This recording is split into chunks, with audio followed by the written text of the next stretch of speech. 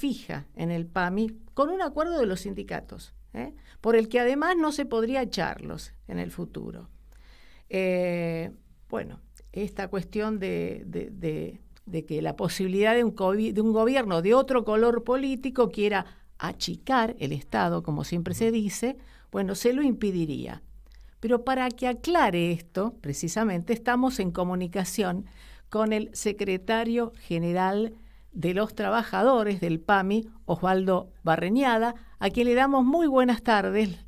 Los saludamos aquí, Hugo Gulman y Vilma Nochi. No tenemos más que preguntarle y decir que nos aclare, ¿no? ¿Tiene usted un acuerdo con la Cámpora para esto, Barreñada? Buenas tardes, Vilma. Buenas tardes, Hugo.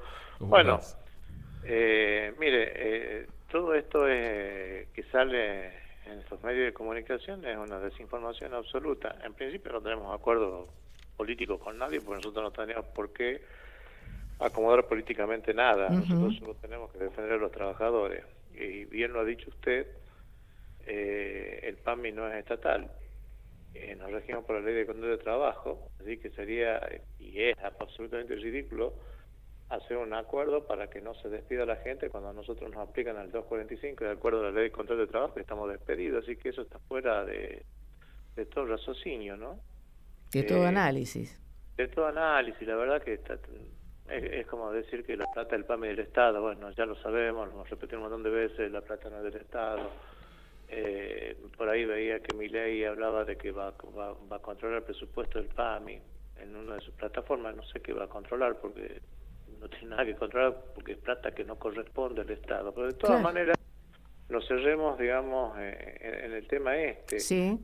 lo que hay y lo que se puede acomodar con paritarias. Aparte se acomodó no con esta gestión, sino con cualquier otra gestión anterior. Es que hay una serie de compañeros que son contratados y que no son únicamente designados en contrato con esta gestión, sino que inclusive vienen de años anteriores, claro, que no están en planta permanente. O sea que lo que nosotros podríamos llegar a tratar de hacer es que se logre un acuerdo dentro de la paritaria para que esta gente se lo efectivice. Eso no lo cubre de un posible despido, eso solo efectivice porque les corresponde, y lo sacamos de no estar en blanco, o sea, que puedan tener obra social, que puedan tener aportes jubilatorios, que puedan tener sus vacaciones. O sea, son trabajadores, y la mayoría de ellos inclusive son parte de trabajadores que realizan su tarea en los efectores propios, o sea, en los policlínicos que tenemos en Rosario, en el Hussein, en el Milgen, el Hussein en Mar del Plata, el Milgen, aquel de francés en Capital Federal, los que trabajan en la guardia, los que trabajan en las residencias propias, que son la geriatría, que tenemos nosotros los geriátricos, o sea, que es personal que atiende directamente al afiliado. Claro, son lugares propios del PAMI y que además fueron claves en época de pandemia.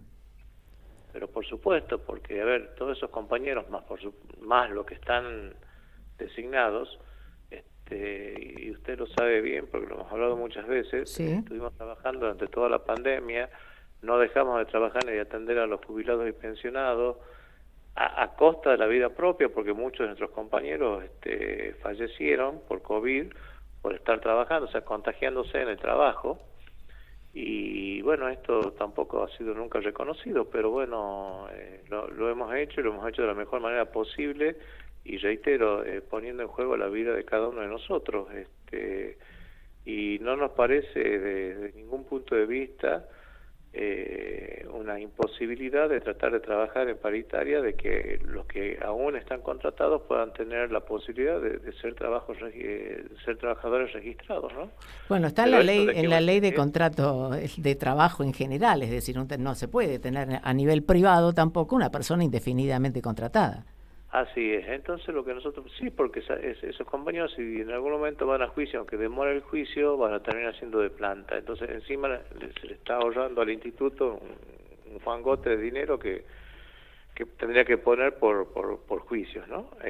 Pero la realidad es que no hay ningún tipo de acuerdo político. Lo que sí y esto usted lo sabe bien, Vilma, nosotros como gremio vamos a salir a defender a todos los compañeros, no importa el color ni ideología política, lo hemos hecho inclusive con esta gestión, al principio de esta gestión, cuando hubo algunos despidos, no sé si recuerda, Sí, salimos a usted defender hicieron medidas de fuerza además. por supuesto. Porque y todo lo vamos a hacer- contrario a lo que se informa, ustedes decían, había déficit de personal y en algunas zonas, por ejemplo en las provincias, se estaba despidiendo, no tomando. Así es, y volvemos a eso porque hablaban de una cantidad supuestamente exorbitante de empleados que realmente no existen. Estamos en 12.800 y tenemos un gran déficit, sobre todo en el interior del país y en estos compañeros que trabajan en nuestros efectores propios, que son nuestros propios hospitales. Claro.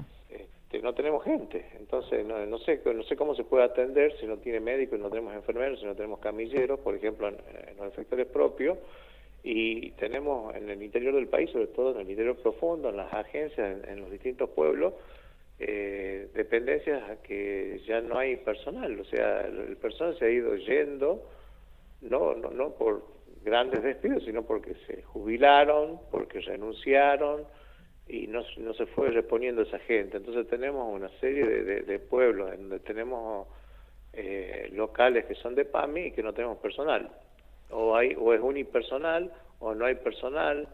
Entonces, cuando se habla de que está sobrepoblado el PAMI es una gran mentira, porque casi el 40% del personal que tenemos nosotros en estos momentos son prestacionales, o sea, son los que dan servicio directo al afiliado. Si nosotros no lo tuviésemos a ese personal, PAMI tendría que salir a contratar privados para poder atender a los jubilados y pensionados. Claro, además, Osvaldo, estaba pensando, si se abren nuevas salas, si se inauguran servicios, o si pasa como en la capital, que hace un tiempo se abrió el Hospital Milstein, que requiere un montón de trabajadores, y eso es algo que, más bien que hay que tomar más personas, y va a pasar a tener más personal el PAMI.